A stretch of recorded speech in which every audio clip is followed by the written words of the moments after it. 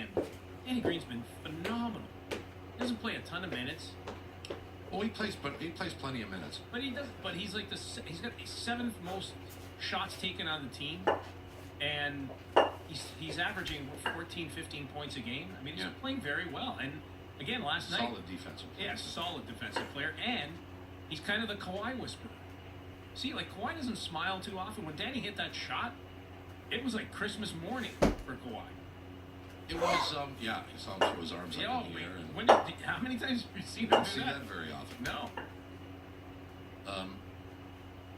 I've asked Masai about the acquisition of Green, and he conceded that at least a part of the reason they got Green was to try and give Kawhi a familiar face and a comfort level.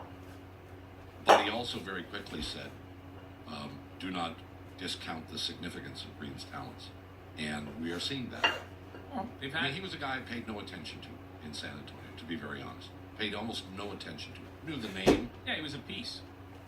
Just a guy. Fifth best player on the team. Maybe, yeah, probably. But he's valuable. He's a good 3-point shooter. Best 3-point shooter on the team, right? He is a solid defensive player. Now, he doesn't have great moves. He can't put the ball on the floor with any great expertise. I mean, he's not Siakam-like with those kinds of, the quickness of the moves. But he's a valuable asset. And above and beyond all else, keeps Kawhi company. And he's the guy that you kind of thought C.J. Miles should have been. He's turned into that. I mean, he's hitting threes. As a shooter, Yeah.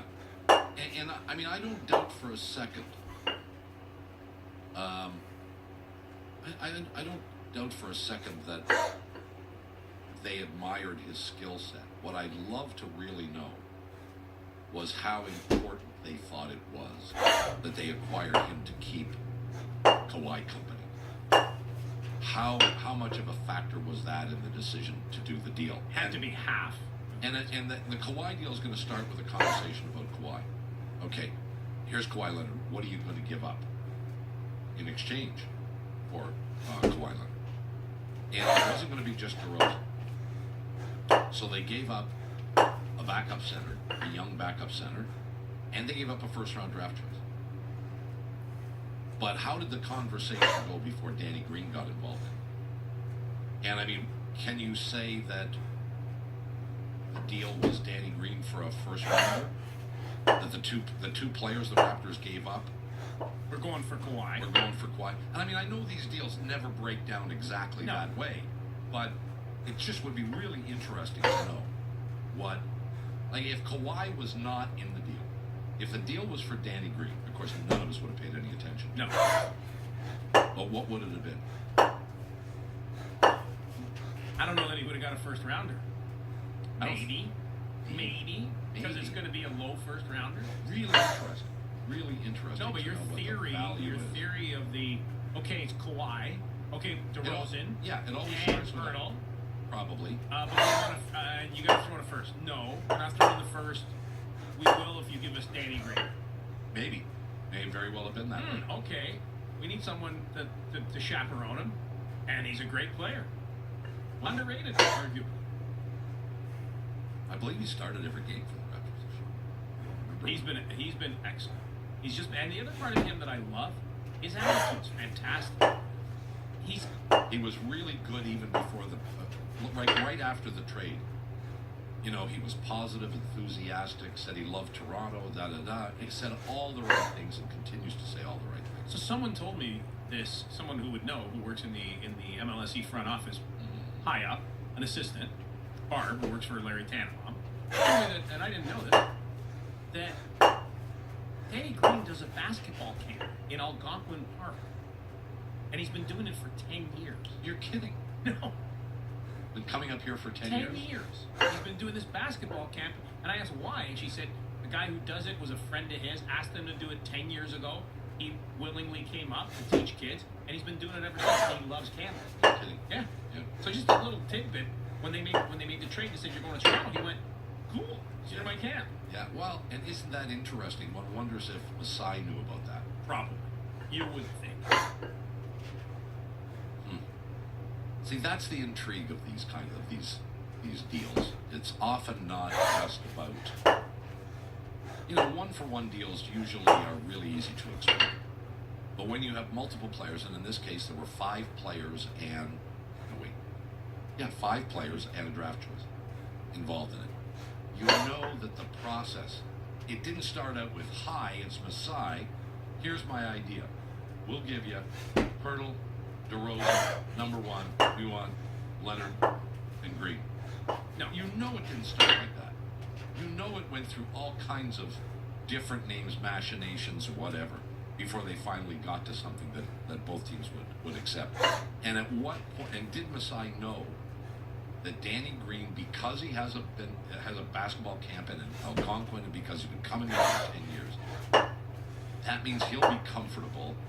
Maybe he'll talk to Kawhi and keep him comfortable. Makes sense. It all makes sense. It all makes sense. And one thing I've noticed about Kawhi, really quickly, I know we got to get to the first guest, but no, we don't. It's Jim. Okay, good, fair enough. We'll get to it. So I want to ask you to get your perspective. Hang on, Ralphie. We'll get to it. Get your perspective on this. Do you notice Kawhi at times defers a bit too much? Like he's still looking around, is this my team? Is it Kyle's team? He has this look sometimes where they give him the ball and he's like, it's almost like he's trying to be polite. I never sensed that. No, Whose team is this? I guess that's a pretty good question. I would like to think it's a shared entity between the two of them.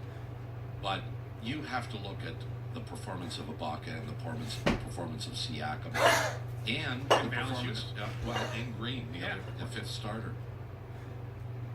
All of them have contributed. None of them are having bad years. I can make the argument that the guy who's having the worst year is Lowry. But it's not like it's a bad year. No. It's just like maybe he's deferring a little bit more. Because the other guys are making we're not seeing him make the impactful play nearly as often as he once did. Well, to your point that he's deferring, he's leading the league in assists. So that's as deferential as he gets. Which is, and again, that's why I say I'm not being critical of his performance. It's actually a compliment that a guy who, as often as not, when DeMar had a bad shooting day or night, it was Lowry that had to pick up the slack, and he knew it, and he as often as not, he did it. It's not happening with points now. It's happening with his court leadership and the assists. We got a long list of people coming on the program. As I mentioned to Ralph in just a minute, Howard Beck of the Bleacher Report will join us. LeBron goes back to Cleveland. I wonder if this will be as impactful as when he went back to Cleveland with Miami. Well, when he went back to Cleveland with Miami, they didn't sell bottled beer in the building for fear that people were going to throw bottles. Yeah, Cleveland is not as mad at LeBron this time. I don't think they're mad at him at all. They can't, right? He won the championship. He took them to the finals a couple of times. He built a school. I don't see how they can be mad. And they hate the owner.